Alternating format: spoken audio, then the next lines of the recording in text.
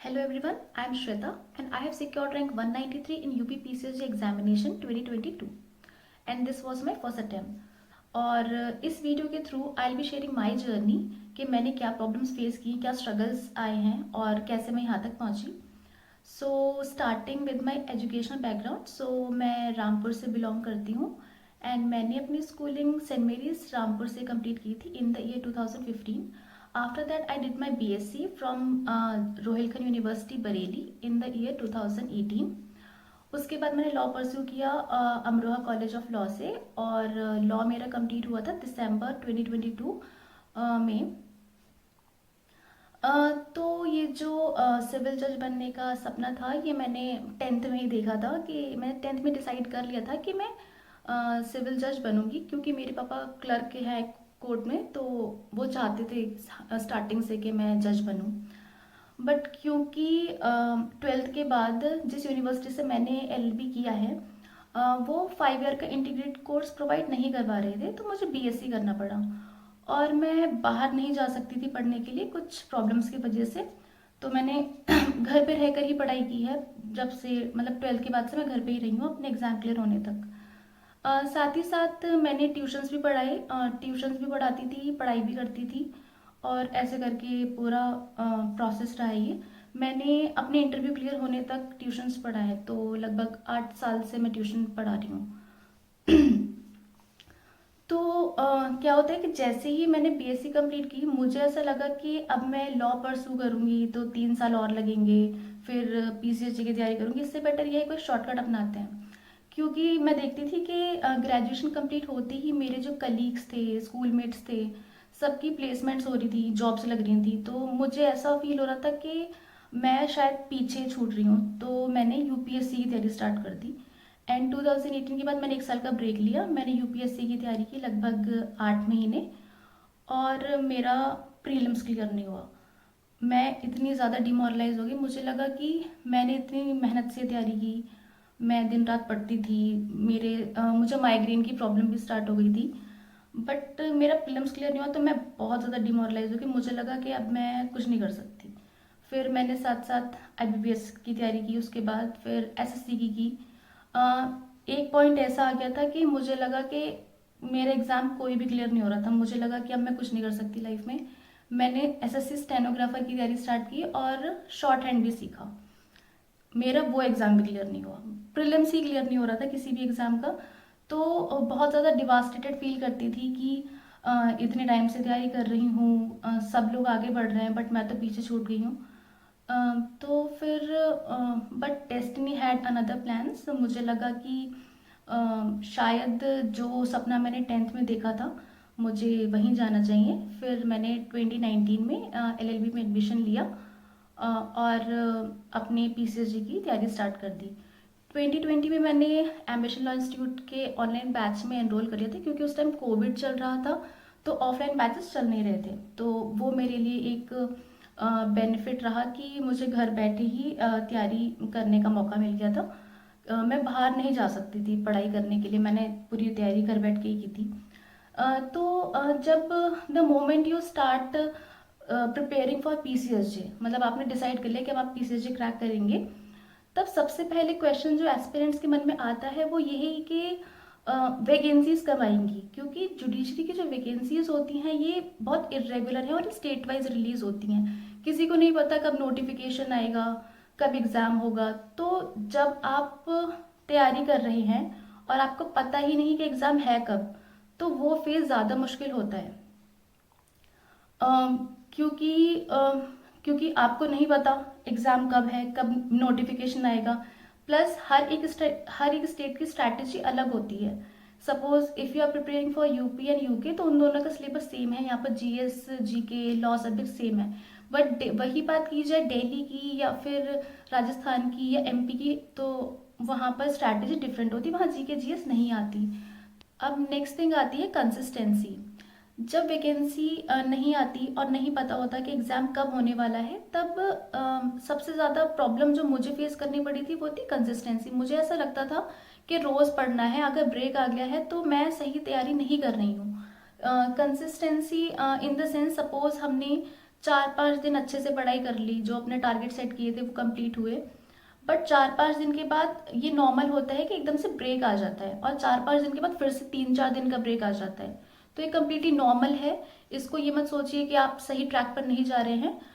अगर आप 4-5 दिन 3-4 घंटे पढ़ रहे हैं, किसी किसी दिन आप 8 घंटे पढ़ रहे हैं, फिर कोई दिन ऐसा भी आएगा जब आप 1 घंटा भी नहीं पढ़ पाओगे। तो ये कम्प्लीटली नॉर्मल है। इसे बहुत ज़्यादा मतलब ऐसे परेशान मत होइएगा कि मैंने कंसिस्टेंसी ब्रेक कर दी, अब ब्रेक आ गया, अब ये हो गया, वो हो गया, फिर से स्टार्ट करना पड़ेगा। तो इट्स नॉर्मल। आप 4-5 दिन अगर पढ़ रहे हैं और फिर से आपके प्रिपरेशन में ब्रेक आ गया है, तो फिर से आप स्टार्ट कर दीजिए जहाँ से आपने छोड़ा था। बस ये है कि आप स्लॉट्स डिवाइड कर लीजिए, क्योंकि स्लॉट्स डिवाइड करने से आप कोई भी सब्जेक्ट जल्दी कंप्लीट कर पाते हैं। फॉर एग्जाम्पल, आपने डिसाइड किया कि सीआरपीसी मुझे 10 डेज में कंप्लीट करना है, तो कोशिश कीजिए कि आप उसको 7 डेज में कंप्लीट करें। 3 दिन आप एक्स्ट्रा मानकर चलिए कि हाँ आप वेस्ट करेंगे, या ब्रेक आ जाएगा, या आप बीमार पड़ गए, या कोई भी इमरजेंसी आ गई। तो ऐसे करके पढ़ाई करने से चीज़ें इजीली कवर हो जाती हैं। और कंसिस्टेंसी के पीछे ज़्यादा मत पड़िएगा कि हम मुझे रोज़ 7 घंटे ही पढ़ना है, 8 घंटे पढ़ना है। जब वैकेंसी नहीं आ रही है और आपको नहीं पता कि एग्ज़ाम कब है, तब आप सिर्फ 4-5 घंटे अगर डेडिकेशन के साथ पढ़ रहे हैं तो इट्स मोर देन इनफ। बहुत ज़्यादा मतलब ये कुछ ज़्यादा ही है। इनफैक्ट मैं तो क्या करती थी कि कभी कभी तो 1 घंटा पढ़ लिया, कभी कभी 8 घंटे पढ़ लिया, कभी कभी बिल्कुल नहीं पढ़ा। ये ज़रूर होता है कि जब एग्ज़ाम पास होता है, सपोज प्रीलिम्स या मेंस है और सिर्फ 1 हफ्ता बचा है, तब मैं 14 आवर्स भी पढ़ रही थी, क्योंकि मुझे बहुत सारी चीज़ें रिवाइज करनी थी। बट वो 14 आवर्स वाला जो पीरियड अगर टॉपर्स बताते हैं कि रोज़ 14 घंटे पढ़ना पड़ता है, 12 घंटे पढ़ना पड़ता है, तो मुझे लगता है कि नहीं, ऐसा नहीं होता, ये ह्यूमनली पॉसिबल नहीं है। आप अगर डेडिकेशन के साथ थोड़ा टाइम दे रहे हैं तो वो भी मोर देन इनफ है। फिर नेक्स्ट आता है कि जब आप प्रिपरेशन करेंगे, आप मेंस स्ट्रैटेजी को फॉलो करेंगे, मेंस अप्रोच लेकर चलना है। जब मैंने एम्बिशन ज्वाइन किया था तो मेरा ग्रुप बन गया था काफ़ी फ्रेंड्स का, जैसे शिवांश, आकांक्षा, साइमा, विद्यांशु। तो हमने एक ग्रुप बनाया था जहाँ पर हम एक दूसरे के आंसर्स इवेलुएट करते थे। तो आंसर राइटिंग प्रैक्टिस बहुत ज़्यादा इंपॉर्टेंट है, स्टार्टिंग से आंसर राइटिंग प्रैक्टिस करनी चाहिए। मैंने तो पर्सनली की थी, और मुझे ऐसा लगता है कि जो आंसर राइटिंग प्रैक्टिस मैंने 2020-2021 में की थी, वो मेंस के टाइम पे बहुत ज़्यादा काम आई थी।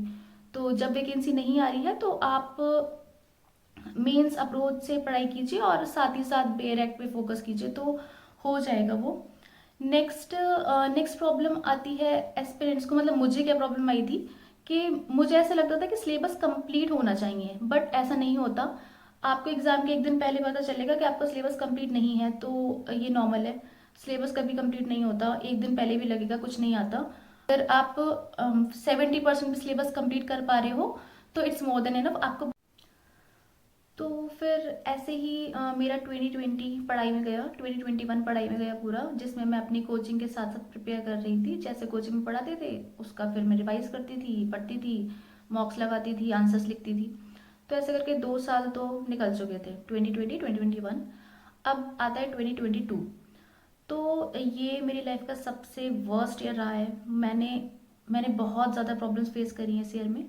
और 2022 में मेरा एलएलबी कंप्लीट होने वाला था इन मई। बट कोविड की वजह से वो 6 मंथ्स डिले हो गया। मतलब मई में कंप्लीट होने की जगह वो दिसंबर में कंप्लीट हुआ। तब जब मैं इतने टाइम से प्रिपेयर कर रही थी, अब बिल्कुल होपलेसली कि ना ही वैकेंसी आ रही है, ना ही मैं एलिजिबल हूँ, तो बहुत सेटबैक्स फेस करने पड़े कि पढ़ाई भी कर रहे हैं, वैकेंसी भी नहीं आ रही है।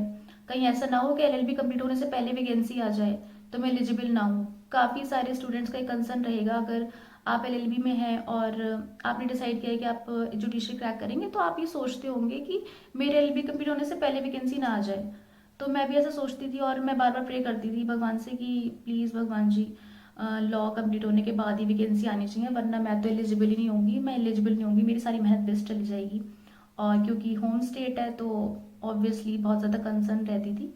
बट 2022 में मैंने अप्रैल से मैंने पढ़ाई छोड़ दी थी, क्योंकि एक के बाद एक प्रॉब्लम आ रही थी। और मैं मैं 4 महीने तक डिप्रेशन में रही। मैं बता नहीं सकती कि वो मेरी लाइफ का सबसे वर्स्ट फेज था। मुझे उस टाइम समझ नहीं आता था क्या चल रहा है लाइफ में, कब कब दिन हो रहा है, कब रात हो रही है। मुझे पैनिक अटैक्स हो रहे थे। मैं बैठे बैठे रोना स्टार्ट कर देती थी। मुझे नहीं पता कितने घंटे तक मैं बस रोती रहती थी, ये सोचती रहती थी कि आगे क्या होगा। काफ़ी ख़राब चीज़ें चल रही थी उस टाइम, बट लगता था कि इतने टाइम हो गया प्रिपेयर करते हुए। और जब आप देखते हैं कि आपके साथ वाले जो स्कूल मेट्स हैं या कॉलेज मेट्स हैं और उनका सिलेक्शन हो रहा है, या फिर किसी की प्लेसमेंट्स हो रही हैं, किसी की शादी हो रही है, आपकी उम्र भी बढ़ रही है, आपके ऊपर जिम्मेदारी है घर की। अ, तो फिर वो डिवास्टेटिंग फेज था मेरी लाइफ का, जब मैंने बिल्कुल पढ़ाई नहीं की थी। मैंने अप्रैल के बाद पढ़ाई छोड़ दी थी। अप्रैल में मेरा फिफ्थ सेमेस्टर कंप्लीट हुआ था। मुझे लगने लगा था कि अब तो वैकेंसी आ जाएगी, मैं तो एलिजिबल होंगी नहीं, मेरी सारी मेहनत खराब चली जाएगी। मैंने इस चीज़ में लगभग 6 मंथ्स वेस्ट कर दिए थे। फिर नोटिफिकेशन रिलीज होता है 10 दिसंबर को 2022, और तब मेरा एलएलबी भी कंप्लीट नहीं हुआ था। मैंने 6 महीने से एक बुक खोल कर नहीं देखी थी। मैंने पढ़ाई छोड़ रखी थी बिल्कुल। जो मैं 2021 में आंसर्स लिख रही हूँ, इतना ज़्यादा मैंने पढ़ाई की, मैं सब भूल चुकी थी। क्योंकि मतलब मुझे ऐसा लगने लगा था कि अब बस हो गया बहुत। जब आप लगातार पढ़ाई कर रहे हो और कोई वैकेंसी नहीं आ रही, आप एग्जाम नहीं दे पा रहे हो, साथ ही साथ चीज़ें भी खराब चल रही है लाइफ में, डिप्रेशन हो रहा है, तो उस टाइम पे नहीं पढ़ा जाता। तो जब वैकेंसी आई दिसंबर में, तब मेरा एलएलबी कंप्लीट नहीं हुआ था। मैं फिर से सोचने लगी कि अब एलएलबी कंप्लीट नहीं हुआ है, मैं शायद एलिजिबल नहीं होंगी। और एग्ज़ाम्स तो मैंने दे दिए थे, बट मेरा रिजल्ट डिक्लेयर नहीं हुआ था। तो नोटिफिकेशन में मेंशन था कि 31 दिसंबर से पहले अगर रिजल्ट डिक्लेयर हो जाता है तो फिर मैं एग्ज़ाम दे सकती हूँ। तो जब नोटिफिकेशन आया तो मैंने ये सोचा कि मैं 6 महीने से पढ़ नहीं रही हूँ, मैं कैसे इस एग्ज़ाम को क्वालिफाई करूँगी। मुझे तो नहीं लगता कि मैं कर पाऊँगी, क्योंकि मैं देखती थी कि काफ़ी स्टूडेंट्स बहुत सालों से तैयारी कर रहे हैं, और काफ़ी अच्छे स्टूडेंट्स हैं जो रिनोन इंस्टीट्यूट से हैं, बड़े बड़े कॉलेजेस से, जहाँ पर मैं पढ़ने का सपना देखती थी। बट मैं तो कहीं स्टैंड नहीं करती इनके सामने, और मैं कैसे पढ़ूंगी, मैंने इतने टाइम से पढ़ाई छोड़ रखी है, साथ ही मेरा एलएलबी कंप्लीट नहीं हुआ है। बट फिर मैंने सोचा कि कोई बात नहीं, हो ज़्यादा से ज़्यादा क्या होगा, सिलेक्शन नहीं होगा ना, बट एटलीस्ट ट्राई तो कर ही सकते हैं। तो मैं वो रिग्रेट रखना नहीं चाहती थी कि मैंने ट्राई ही नहीं किया। मेरा रिजल्ट नहीं आया था, बट मैंने 10 दिसंबर से ही पढ़ाई स्टार्ट कर दी थी। 10 दिसंबर से लेकर मेंस तक, मई में मेंस हुआ था हमारा, मैंने एक दिन का ब्रेक नहीं लिया, मैं लगातार पढ़ रही थी। मुझे मुझे पता था कि मैं बहुत ज़्यादा पीछे हूँ बाकियों से, बट मैंने मैंने एक स्मार्ट स्ट्रैटेजी अपनाई। मैंने बहुत सिलेक्टिव पढ़ा, मैंने अपने एम्बिशन के बेरेक्ट्स उठाए, क्योंकि एम्बिशन के बेरेक्ट्स बेस्ट बेरेक्ट्स हैं। उसमें आपको एक्स्ट्रा चीज़ें पढ़ने की ज़रूरत नहीं पड़ती। तो फिर मैंने क्या किया, मैंने सारा 2 दिन बैठकर एनालाइज किया कि क्या क्या इंपॉर्टेंट सेक्शंस हैं, क्या इंपॉर्टेंट एरियाज हैं, और मैंने बेरेक्ट से पढ़ाई करना स्टार्ट कर दी। जीके जीएस के लिए मेरे पहले से प्रिपरेशन थी, थोड़ा बहुत तो मतलब मेरा बेसिक क्लियर था, बट टारगेट फॉर आईक्यू की टेस्ट सीरीज मैंने परचेज की थी। देन प्रीलिम्स क्लियर होने के बाद मैंने अपनी मेंस की तैयारी स्टार्ट कर दी थी। मेंस के लिए हमें 3 महीने का टाइम मिला था, जो कि काफ़ी अच्छा टाइम होता है, यूजुअली इतना मिलता नहीं है, बट इस बार लकीली मिल गया था। तो मेंस की तैयारी अच्छे से हो गई थी। साथ ही मेंस में जो क्या था कि मैंने जो पहले तैयारी की थी वो काम आ गई थी। मैंने जो आंसर्स प्रिपेयर किए थे, जो मैंने नोट्स बनाए थे, वो सब मुझे बस रिवाइज करने पड़े, तो मेंस में मुझे इतनी दिक्कत हुई नहीं। बस हाँ, लैंग्वेज का और जीएस का थोड़ा सा पोर्शन मेरा वीक चल रहा था, तो उसके लिए मैंने फीट स्टडी सर्कल की टेस्ट सीरीज ज्वाइन की थी। अदनान सर और अर्चना मैम ने बहुत हेल्प की उसमें। जो मेरा वीक पोर्शन था वो काफ़ी इम्प्रूव हो गया था उनकी आंसर राइटिंग से। तो अगर आप कोई आंसर राइटिंग प्रोग्राम देख रहे हैं तो आप फीट स्टडी सर्कल को रिफ़र कर सकते हैं। देन मेंस का रिजल्ट आया था 1 अगस्त को, और मेंस भी क्लियर हो गया। तो मुझे बहुत अच्छा लग रहा था कि हाँ ठीक है, अब तो कहाँ मुझे लग रहा था कि मैं ये प्रीलिम्स भी क्लियर नहीं कर पाऊंगी, लेकिन अब मेंस क्लियर हो गया था, तो मुझे बहुत ज़्यादा कॉन्फिडेंस आ गया था कि हाँ अब हो सकती हैं चीज़ें, ठीक है, बढ़िया हो रहा है सब कुछ। फिर हमारा इंटरव्यू था मतलब 16 अगस्त से 28 अगस्त तक, और मेरा इंटरव्यू लास्ट डे शेड्यूल था 28 को। तो जब 28 को मेरा इंटरव्यू हुआ और मैं इंटरव्यू रूम से बाहर निकली, तो मेरे मन में बार बार यही सवाल आ रहा था कि व्हाट नेक्स्ट। क्योंकि जब आप प्री क्लियर करके, मेंस क्लियर करके इंटरव्यू तक पहुंचते हो, तो बहुत ज़्यादा बहुत अजीब सी फीलिंग होती है वो। आपको लगता है कि आप यहाँ तक आ गए हो और अब यहाँ पर क्लियर नहीं होता है तो आप फिर से ज़ीरो से स्टार्ट करोगे। इंटरव्यू में 900 कैंडिडेट्स को बुलाया था, जिसमें से सिर्फ 303 का सिलेक्शन होना था। तो मुझे यही लग रहा था कि पता नहीं क्या होगा, शायद होगा नहीं होगा। तो सबके मन में ये सवाल आते ही है कि होगा नहीं होगा, क्योंकि इंटरव्यू वाली जो स्टेज होती है वो वही होती है कि हम बचपन में जैसे सांप सीढ़ी खेलते हैं ना, वो 99 नंबर का जो सांप होता है वो जीरो पे लाके खड़ा कर देता है आपको। तो वैसी ही कुछ इंटरव्यू की स्टेज होती है। तो 28 को मेरा इंटरव्यू था, 29 को मैं वापस आई और 30th को मेरा रिजल्ट डिक्लेयर हो गया। मैंने जब अपना नाम देखा लिस्ट में, तो मैं बता नहीं सकती मैं कितनी खुश थी। मुझे ऐसा लग रहा था कि मतलब मैं बता नहीं सकती, बहुत बहुत ज़्यादा खुशी की बात थी मेरे लिए, क्योंकि अब मैं देख रही हूँ कि जो मैं पिछले स्ट्रगल्स फेस करके आई हूँ अब सब कुछ ठीक हो गया है। फिर जब आप देखेंगे, मैंने देखा कि मेरे पेरेंट्स के चेहरे पे मेरी वजह से इतनी ज़्यादा खुशी है। कहाँ वो इतने परेशान होते थे मेरे लिए कि कुछ नहीं हो पा रहा है, फिर एकदम से आप उनके फेस पे वो जो स्माइल देखोगे, वो जो खुशी के आंसू देखोगे, आप बहुत ज़्यादा सेटिस्फाइड फील करोगे। आपको लगेगा कि जो मैं स्ट्रगल्स फेस करके आया हूँ यहाँ तक, मैं 10 ऐसे और स्ट्रगल फेस कर लूँगा, लेकिन ये सब कुछ ठीक हो रहा है, मतलब बढ़िया सब कुछ वसूल हो जाता है वहाँ पर। अम, मैं इतना ज़्यादा ग्रेटफुल फील करती हूँ कि मैंने जितना भगवान से मांगा था भगवान ने मुझे उससे ज़्यादा ही दिया है। मैंने कभी नहीं सोचा था कि मैं यहाँ तक पहुँच जाऊँगी, क्योंकि मैं हमेशा ही सोचती थी कि इस कंपटीशन में बहुत सारे ऐसे स्टूडेंट्स हैं जो कि रिनोन्ड इंस्टीट्यूट से हैं और उनके पास ज़्यादा अपॉर्चुनिटीज़ होती हैं। मेरे पास अपॉर्चुनिटीज़ नहीं थी इतनी, क्योंकि मैंने घर पे रह के तैयारी करी थी और मुझे यही लगता था कि शायद मैं बाहर जाती तो और अच्छे से प्रिपेयर कर पाती। अगर मैं अच्छे कॉलेज से होती तो मेरे पास बैकअप प्लान भी होता। मेरे पास कोई बैकअप प्लान नहीं था कि मैं लिटिगेशन में चली जाती या मुझे कॉर्पोरेट सेक्टर में जॉब मिल जाती। तो हमेशा मैं कंपेयर करती थी खुद को कि भाई मैं तो नहीं हूँ अच्छे कॉलेज से। बट अब जब मेरा सिलेक्शन हो गया है तो मैं ये चीज़ देखती हूँ कि बहुत सारे ऐसे स्टूडेंट्स जो कि अच्छे एलिट इंस्टीट्यूशन से हैं, वो मुझे मैसेज करते हैं और पूछते हैं कि आप अपनी स्ट्रैटेजी शेयर कर दीजिए, हेल्प कर दीजिए, क्या रहेगी स्ट्रैटेजी आगे की। तो मुझे बहुत ज़्यादा ग्रेटफुल फील होता है कि अब लगता है कि हाँ, आप किसी भी बैकग्राउंड से बिलोंग करते हो, वो मतलब मैटर नहीं करता है कि आपने कितनी शिद्दत से तैयारी की है, आप वहाँ तक पहुँच गए हैं, बस ये ठीक है। तो ज़रूरी नहीं है कि आप अच्छे कॉलेज से हो आप तभी कुछ कर सकते हैं। अगर आप घर रहकर तैयारी कर रहे हैं और आप सही ट्रैक पर जा रहे हैं तो obviously things will fall into place. फिर दूसरी चीज़ मैं कहूँगी कि जब आप ये प्रिपरेशन करते हैं तो काफ़ी ज़्यादा प्रॉब्लम्स आती हैं, क्योंकि यहाँ पर क्या है कि आप रोज़ उठ रहे हैं, टारगेट सेट कर रहे हैं, टारगेट्स कंप्लीट कर रहे हैं, लेकिन आपको पता ही नहीं कि आपका होगा या नहीं होगा। तो मैं कम्प्लीटली रिलेट कर सकती हूँ, क्योंकि मैं उस फेज़ से गुजर चुकी हूँ। बहुत ख़राब फेज़ होता है ये जो एग्ज़ाम है, प्री मेंस इंटरव्यू, बहुत ज़्यादा टायरसम प्रोसेस होता है। Now the next thing is कि जब इस एग्ज़ाम की प्रिपरेशन आप कर रहे होते हो, आपको बहुत सारी नेगेटिव एनर्जीज भी आसपास दिखेंगी। काफ़ी लोग आपसे कहेंगे कि आप ये नहीं कर सकते, बहुत मुश्किल एग्ज़ाम है, इतने टाइम से प्रिपेयर कर रहे हो, कुछ नहीं हो रहा है। तो ये सब चीज़ें होती हैं और ये हमारा मोरल डाउन करती हैं। मेरे साथ भी ऐसा होता था कि मुझसे काफ़ी लोग कह रहे थे कि अरे इतना मुश्किल एग्ज़ाम है, कैसे करोगी।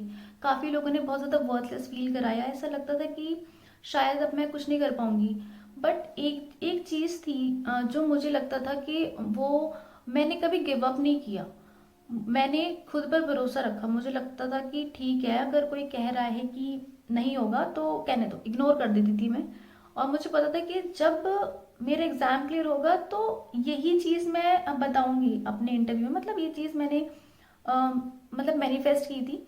और काफ़ी फिर कुछ चीज़ें ठीक होना स्टार्ट हो गई। मतलब the moment you start speaking positive into your life, things starts to change. मतलब ऐसा लगेगा कि बस सब कुछ बढ़िया होने लगा है। तो फिर ऐसा होगा कि आपको काफ़ी लोग पुल डाउन करेंगे, बट आपको बस लगे रहना है अपने काम में। आप ये मत सोचिए कि उसका आउटकम क्या रहेगा। जब मैंने डिसाइड किया था कि हाँ मैं फॉर्म फिल कर रही हूँ, तब मुझे नहीं पता था कि मैं फाइनली सिलेक्ट हो जाऊंगी। बट हाँ, मुझे खुद पे भरोसा था कि हाँ मैं ट्राई तो करूंगी, एक रिग्रेट तो नहीं रखूंगी लाइफ में कि ट्राई भी नहीं किया। अगर ट्राई कर लेती तो हो सकता है हो जाता। तो वो जो एक डेडिकेशन लेवल था वो मैंने मेंटेन रखा था थ्रू आउट द प्रिपरेशन, कि हाँ मैं गिव अप नहीं करूँगी। नेक्स्ट थिंग है कि ये मेरे अकेले का सक्सेस नहीं है, काफ़ी लोग थे जो इस प्रिपरेशन में रहे हैं इस पूरी जर्नी में, तो उनके लिए बहुत ज़्यादा ग्रेटफुल हूँ। सबसे पहले मेरे पेरेंट्स ने बहुत सेक्रीफाइस की मेरे लिए, और मेरे पेरेंट्स मेरे लिए भगवान हैं। तो उनका उनका तो मैं मतलब कर्जा 7 जन्म में भी नहीं चुका सकती, तो मैं बहुत ज़्यादा थैंकफुल फील करती हूँ उनके लिए। साथ ही मेरी फैमिली में मेरे छोटे भाई बहन हैं जो कि मुझे बहुत ज़्यादा सपोर्ट करते थे। मेरा भाई अविनाश, अगर वो अपनी जॉब पे होता था और मैं उसको कॉल करके रैंट करती थी कि भाई अब नहीं हो रहा, ये प्रॉब्लम चल रही है, वो प्रॉब्लम चल रही है, वो अपनी जॉब को साइड में रख के मुझे समझाता था 1 1 घंटे तक। मेरी बहन ने मुझे बहुत सपोर्ट किया, वो हमेशा मेरा साथ देती थी। मेरे छोटे भाई ने मुझे बहुत ज़्यादा सपोर्ट किया, वो 3 बजे तक मेरे साथ जगता था, मेरे लिए चाय कॉफ़ी बना रहा है कि इनको प्रॉब्लम ना हो, मुझे बैठे बैठे सारा काम मिल जाता था करा हुआ। मेरी मम्मी ने बहुत ज़्यादा हेल्प की, मेरी मम्मी कोई काम नहीं कराती थी मुझसे, उनको ये था कि बस तू पढ़ बिल्कुल टेंशन फ्री होके। तो मेरी फैमिली का बहुत ज़्यादा सपोर्ट रहा है। नेक्स्ट, मेरे जितने भी टीचर्स हैं, एम्बिशन लॉ इंस्टीट्यूट के आलोक सर, नेक्स्ट अदनान सर, अर्चना मैम, सबको थैंक यू बोलूँगी कि ये पूरी प्रिपरेशन में साथ रहे हैं। मेरी बेस्ट फ्रेंड्स ने यहाँ जो हमेशा मेरी मतलब हमेशा मुझे मोटिवेट करती थी कि तू कुछ अच्छा करेगी लाइफ में। मेरी फ्रेंड निदा, जिसने मुझे हमेशा पॉजिटिव रहना सिखाया है। मेरा फ्रेंड हिमांशु। बाकी मेरे एम्बिशन लॉ इंस्टीट्यूट के सारे टीचर्स, आलोक सर, आरुषि मैम, विजय सर, किफ़ी मैम, तो इन्होंने इन्होंने बहुत कुछ सिखाया है मुझे लाइफ में। साथ ही मेरे फ्रेंड्स जिनके साथ मैंने ये पूरी प्रिपरेशन की है, शिवांश, आकांक्षा, विद्यांशु, निधि, साइमा। हम सो दैट्स ऑल। और अगर आपको कोई प्रॉब्लम है तो do let me know. Thank you and all the very best.